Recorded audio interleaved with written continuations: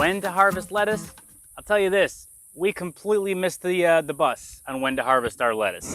These are very tall things of lettuce. They're not just heads of lettuce that are in the ground ready to be harvested. We kind of figured the leaves might get a little bit bigger on these romaine lettuce heads before we harvested, because they're baby lettuce size. But the leaves didn't get bigger. The plants just got taller, growing stalks, and we have multiple lettuce heads in here. So now that it's really hot in summer, we might have some kind of bitter lettuce. The leaves are probably not going to be quite as crispy now that we've let them grow this big, but we're still going to go ahead and harvest some of these leaves. And so as I mentioned, we let this lettuce go a bit longer than you typically want to. You go online and read all the guides about when and how to harvest lettuce. You do not let your lettuce get this tall and this big. That's okay. What we're going to do here is actually start breaking off a few of these leaves here. I mean, they're kind of baby lettuce, but they're little lettuce leaves. We're going to break some of these off right here at that stalk. And that way we're going to wash them off inside.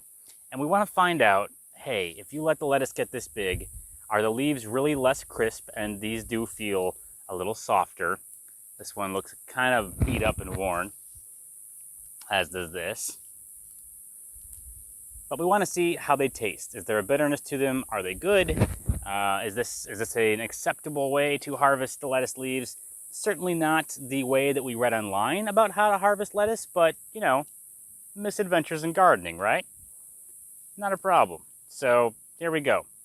We'll get back to you on how these seemingly baby-sized pieces of lettuce taste and what their texture and consistency is as we put them into something like a salad.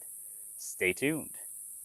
Okay, so check it out. We have pulled off a lot of the lower leaves from the lettuce. Now we just have those stems showing and some leaves at the top. We'll save these for later.